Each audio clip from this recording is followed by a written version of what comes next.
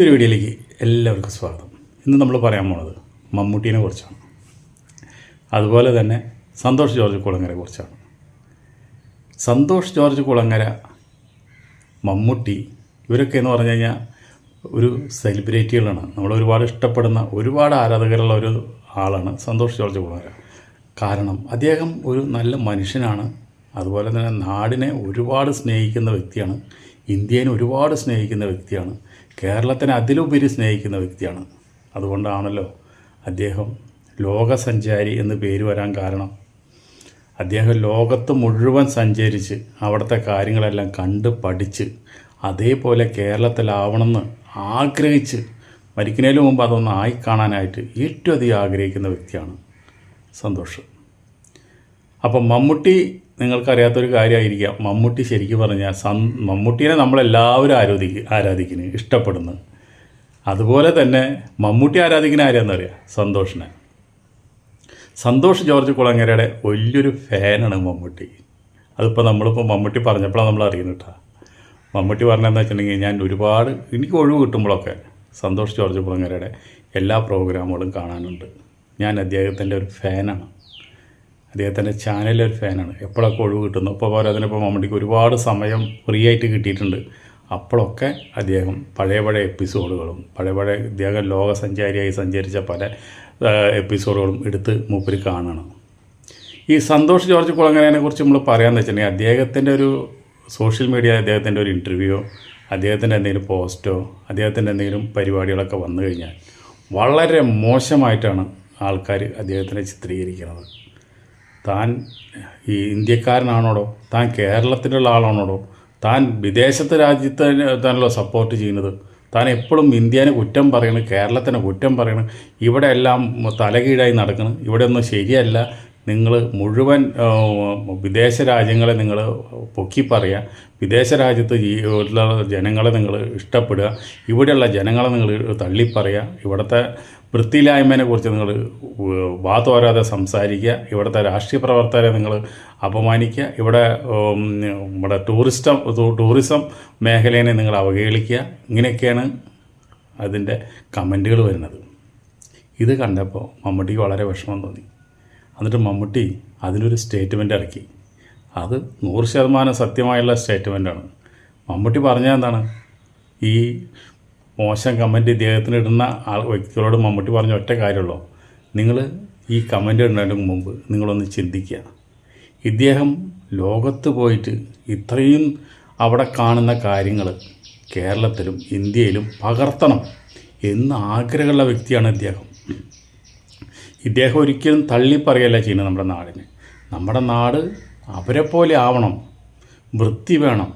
അതുപോലെ തന്നെ ഈ റോട്ടിലൂടെ ഓർണടിച്ചും തിക്കും തിരക്കും ബഹളം കൂട്ടി നടക്കുന്നത് അങ്ങനെയുള്ള വിവേകങ്ങൾ ചെയ്യാണ്ടിരിക്കുക. അവിടെ നടക്കുന്ന അതേപോലെ കാര്യങ്ങൾ ഇവിടേക്ക് പകർത്തണം. അദ്ദേഹം സ്വപ്നം കാണണം, ആ രാജ്യത്ത് ചെന്നിട്ട് അവിടെ നിന്നിട്ട് അവിടുത്തെ കാര്യങ്ങൾ കാണുമ്പോൾ ഇതുപോലെ നമ്മുടെ പുന്നമടക്കായൽ, കുട്ടനാട്, ഇങ്ങനെയുള്ള സ്ഥലങ്ങളൊക്കെ ഇതുപോലെ ആയിക്കഴിഞ്ഞാൽ എന്തായിരിക്കും നമ്മുടെ സ്ഥിതി? ഇവിടേക്ക് ജനങ്ങൾ അവിടത്തേക്കാളും ഒരുപാട് സാധ്യതകളുള്ള സ്ഥലമാണ് കേരളം. ഇവിടേക്ക് ടൂറിസ്റ്റുകൾ ഒഴുകും. ഇവിടെ എവിടെ നോക്കിയാലും ചീഞ്ഞളിഞ്ഞ് കിടക്കുക. അതുപോലെ തന്നെ കുണ്ടും കുഴിയും എല്ലാ സ്ഥലത്തും റോഡ് വെട്ടിപ്പൊളിച്ചിട്ടിരിക്കുക.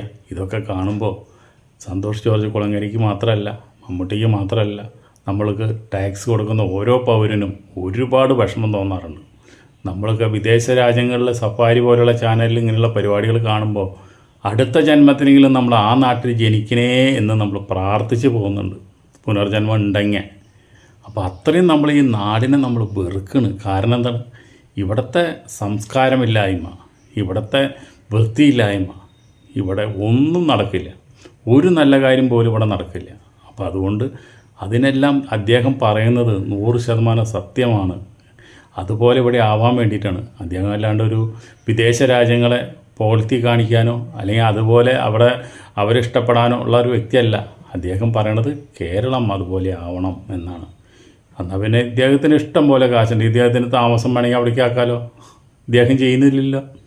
ഇദ്ദേഹം അവിടെ പോയിട്ട് ഇങ്ങനെയുള്ള പ്രകൃതി രമണീയമായുള്ള സംഭവങ്ങൾ ആസ്വദിക്കാൻ പോലും ആൾക്ക് സമയമില്ല. കാരണം എന്താ, അതൊക്കെ ഷൂട്ട് ചെയ്ത് നമ്മളെ കാണിക്കണം എന്നുള്ളൊരു ആഗ്രഹം മാത്രമേ അദ്ദേഹത്തിൻ്റെ മനസ്സിലുള്ളൂ. അപ്പോൾ അങ്ങനെയുള്ളൊരു വ്യക്തിനെ ഇവിടെ ഇങ്ങനെ തേജോവധം ചെയ്യരുത് എന്നാണ് മമ്മൂട്ടി പറഞ്ഞത്. കാരണം എന്താണെന്ന് വെച്ചിട്ടുണ്ടെങ്കിൽ ഈ സന്തോഷ് ജോർജ് കുളങ്ങര ഇപ്പോഴും നമ്മുടെ അദ്ദേഹത്തിൻ്റെ കൊച്ചു ഗ്രാമത്തിൽ ഒതുങ്ങി നിൽക്കുന്നൊരു വ്യക്തിയാണ്.